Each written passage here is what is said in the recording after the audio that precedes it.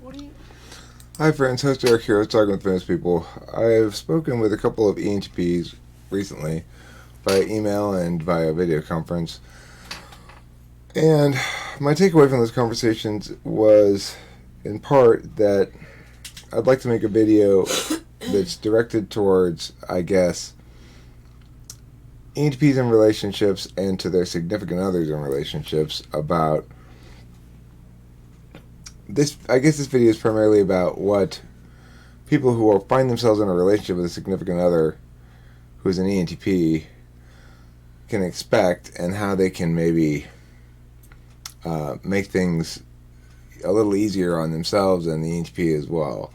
It's not necessarily an easy type to be with, because we tend to be very language based, and not everybody is so language based. So the list I came up with here are things that you can do to help your ENTP help you be in a good relationship, basically. Because typically an ENTP is going to want the relationship to be good, happy, conflict free, mutually affirming, whatever.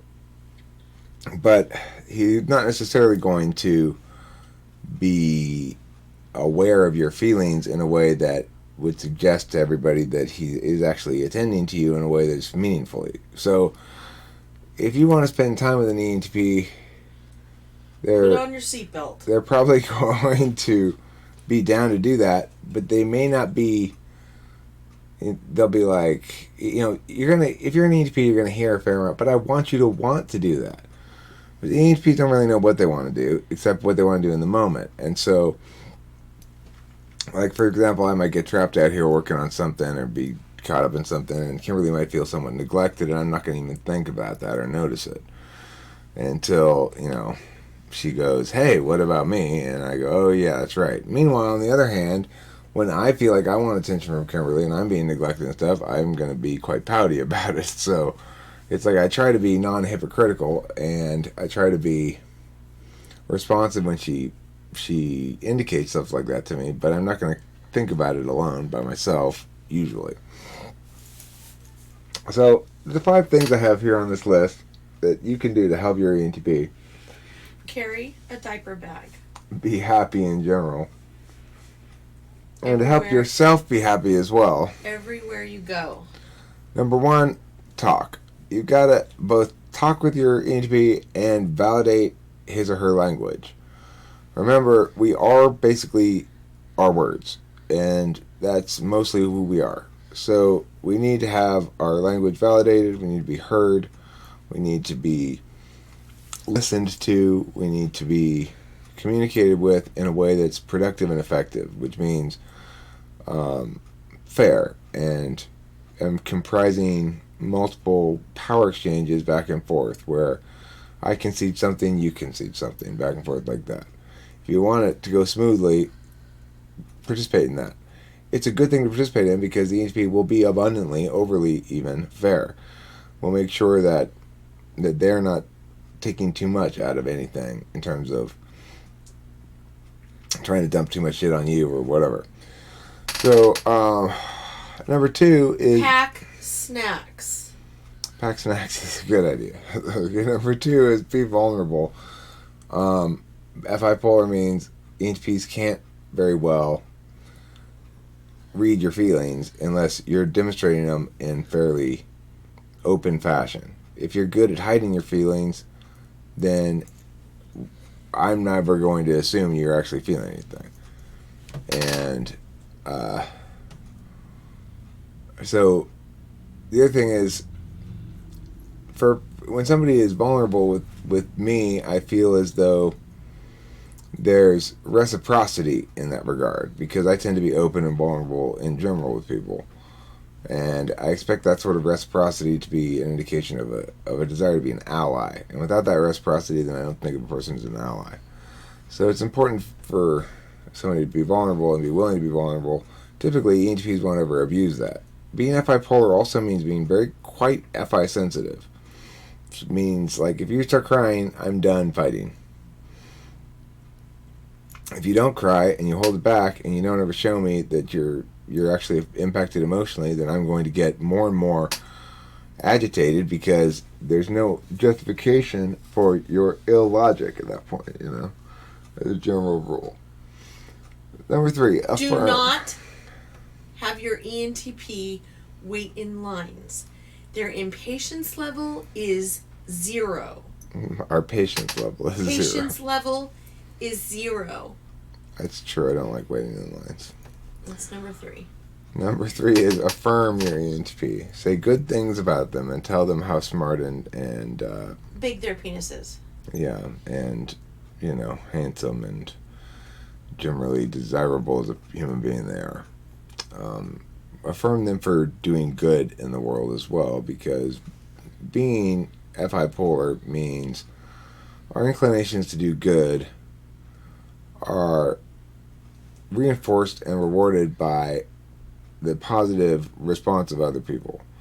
And as a general rule, any ENTP is going to find the positive response and words of their significant other to be of exponentially more importance than anybody else, probably. So if you affirm your ENTP, they'll become very attached to you. If you affirm them regularly, and just remember that you're dealing with a toddler's FI, that we don't get it, and you're supposed to be in charge of that. You take care of my FI and my feelings. Don't worry about the truth or logic of things. Just worry about my feelings, and then we'll be fine. My feelings are easy to take care of because they're mostly not engaged at all. Number 4. Make sure they take a bath, because they probably have not had a bath in 3 days. Make sure that you watch them put deodorant on and brush their teeth. Otherwise, they probably won't. That's number 4. That's true. All of that's true. Okay. So, number 4 also is need them. So, a lot of people will be like, well, I don't want a needy person. I want somebody who's independent and brings just as much to the relationship as me. ENTPs are not like that. I don't want somebody who brings just as much to the relationship as me. I want somebody who needs me. Because again, FI polar means the only way that I can feel comfortable and confident in another person's commitment to a relationship is if I feel confident that it's objectively a good deal for them. So I want to be a good deal. I want the other person to need me and come to me for things. And so that's why I guess ISFJ is as part of the dual. Part of the reason why it's a dual of ENTP is that they're likely to come to you for help. So we like that. I want to be needed. I don't want to be controlled, but I want to be needed. Number 5. Check their wardrobe. You never have any idea what they're going to be walking out of the house in. Like bizarre clothing, no socks, pants that you can see their junk wiggling around, shirts that have stains down the front of them. Kimmy, those are called dangle pants. Dangle pants. And those are called... I think they're called waddle cooters, aren't they? And those are they're called waddle coots. Waddle cooters. I'm a waddle cooter because the pants are waddle cooters. I guess they're waddle coots. The thing is... Also, make sure there's no fanny packs around because they love them. Tonight we went out to dinner, and the lady was like, "Oh, did he have to work today?" Because I got this Sprouts sweatshirt on, which is a local supermarket here. And Kim was like, "No, that's my old sweatshirt from when I used to work there," and he just likes to wear it. The only thing available in the house since Eric packed on his bags. I packed my bags last night. I was pretty upset. It seemed like a sufficiently dramatic gesture. Everything Eric owns is in luggage right now. Well, I mean, Kimmy had exhausted my rope. So wanted Somebody take host there again. Kimberly. Sorry.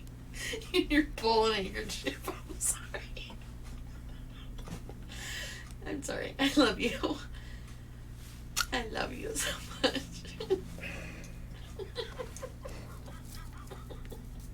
So, the last of these is typology. And it specifically says, get a therapist. You need a Becky in your life. Otherwise, I don't know. okay, well, I will add this here as number 6. Get a therapist. Hire Becky. When in doubt, hire Becky. So, Becky has definitely saved our relationship. I mean, it didn't prevent me from packing my bags last night, but it makes it entirely manageable to have a third party whom we both feel heard by, and I think we both trust to be solvency focused and outcome focused and safe. Yeah, I feel very safe with Becky. It's very easy for me to communicate with her because she's an ENTP, and she knows how to communicate to me effectively, obviously. And then she does an excellent job of translating from ENTP to ISFJ and back again. Because she grew up with an ISFJ sister. Well, I think it's just because she's not an interested party per se, so she's able to take a fully disinterested calculus and apply it accordingly, whereas I am... okay. Whereas I am not able to make that fully disinterested calculus because it's just so much emotion involved in it. Regardless, the point is typology. If an ENTP is not yet learned about cognitive functions, typology, and therefore has no conceptual framework to understand their own cognitive expression of being, get them a leash and force them to look at cognitive functions. Yeah. If you put them on a leash, they're a lot more likely to do it. Then it sounds interesting. All right, look. I know you don't want to study these cognitive functions. That's why I brought home this leash and collar. Okay. That does sound interesting now.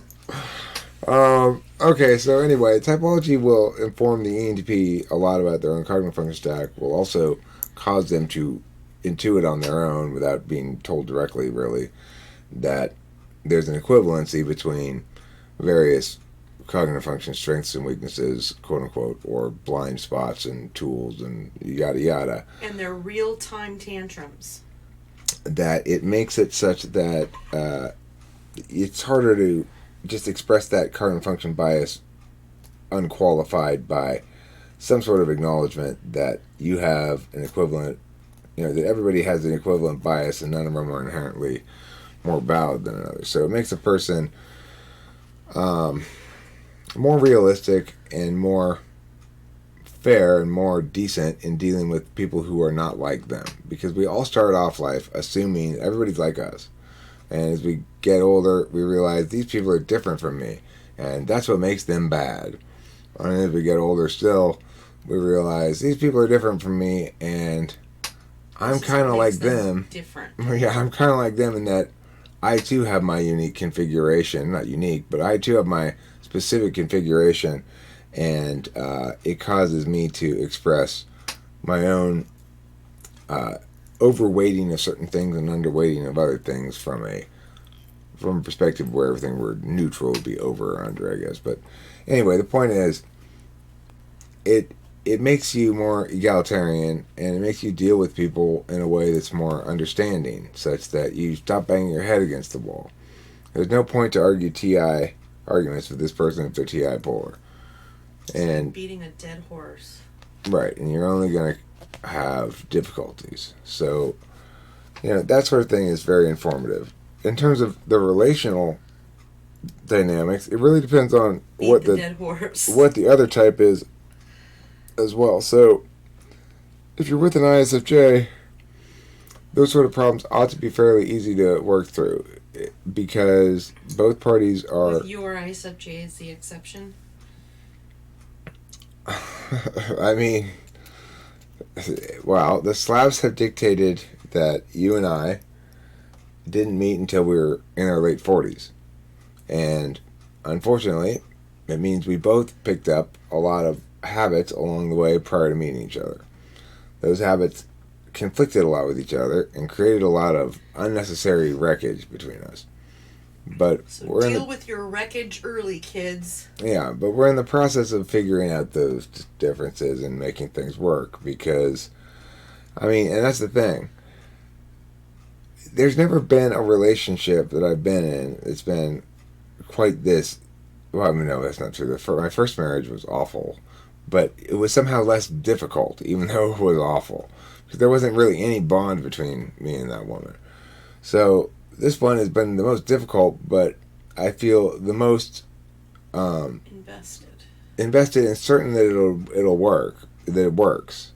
Because when we're not fighting, it does work beautifully, and what we're fighting about is just sort of communication. Yeah, communicative barriers to communication, and so having Becky just as a third party there has helped us communicate very, very much more than we used to be able to.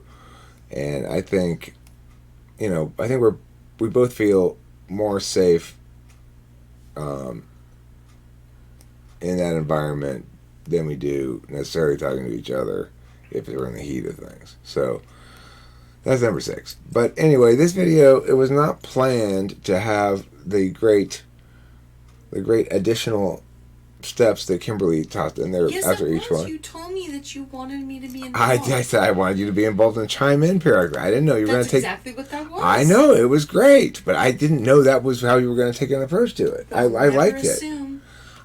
Kim, I wasn't assuming. I was just saying to the viewing audience.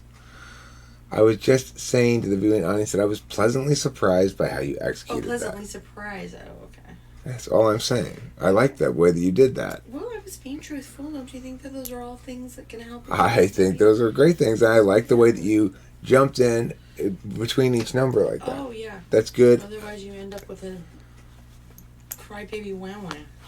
I do? No. Anybody with an ENTP does. Oh. Unless they do what? All my 5 steps. Oh, okay. Gotcha. And you can do my 5 steps they too. Can or think 6 I'm steps. kidding. I'm not kidding at all. She's not kidding. Serious. Diaper bag is number 1 with all the necessities that you need to keep them quiet. Like toothpicks, aspirin,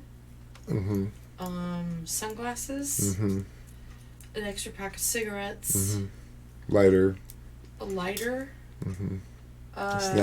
snacks, so that when you're waiting in lines you don't throw a fit. A juice box.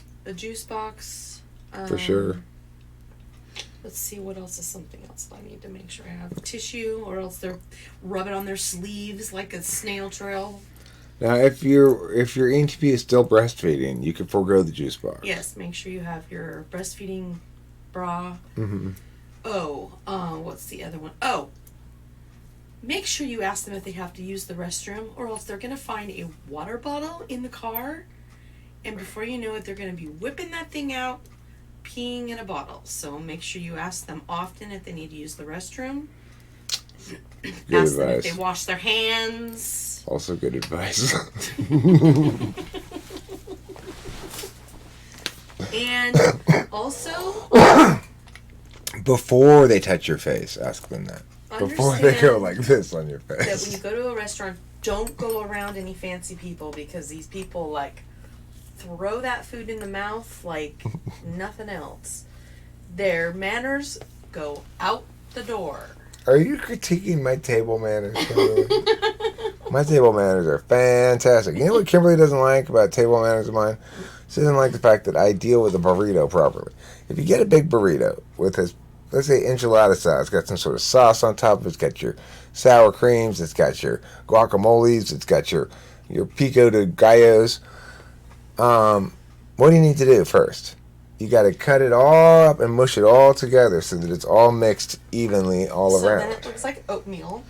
Kimberly doesn't like when I do that, even though that's clearly the best way to eat a burrito. I understand that, but the fact that you take this burrito that's the size of a kitchen sink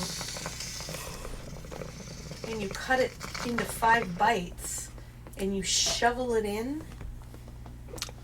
There's no point of wasting any time when you gotta eat. Alright, so that's it for advice for living with or being an ENTP significant other. Make sure to put some travel bong, and some weed in that diaper bag too. And like I said, get in, sit down, and shut up. Indeed.